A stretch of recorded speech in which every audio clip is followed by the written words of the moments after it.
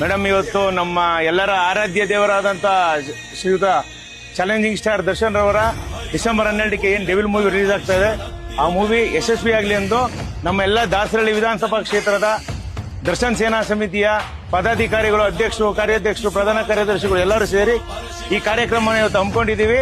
ಮತ್ತು ಡೆವಿಲ್ ಚಿತ್ರ ಡಿಸೆಂಬರ್ 12ನೇ ತಾರೀಕು ಏನ್ ರಿಲೀಸ್ ಆಗುತ್ತೆ, ಅದು ಈ ಕನ್ನಡ ಚಿತ್ರರಂಗದ ಎಲ್ಲಾ ರೆಕಾರ್ಡ್ಗಳನ್ನು ಉಡಿಸ್ ಮಾಡಿ ಬಹುತೇಕ ಒಂದು ಮೈಲುಗಲ್ಲು ಸಾಧಿಸಿದೆ ಅಂತ ಹೇಳ್ತೀನಿ ಮೇಡಮ್. ದರ್ಶನ್ ಅವ್ರನ್ನ ಎಷ್ಟು ಮಿಸ್ ಮಾಡ್ಕೋತಾ ಇದ್ದೀರಾ ಮೇಡಮ್? ಮಿಸ್ ಅಂದ್ರೆ ಬೆಳಗ್ಗೆ ಇದ್ರೆ ನಮ್ಮ ಮೊಬೈಲ್ ಸ್ಟೇಟಸ್ ಅವರೇ, ನಮ್ಮ ಮೊಬೈಲ್ ಡಿಪಿನ ಅವರೇ, ವಾಲ್ಪೇಪರ್ ಅವರೇ, ವಾಟ್ಸ್ಆಪ್ ಡಿಪಿ ಸಹ ಅವರೇ ಇರ್ತಾರೆ.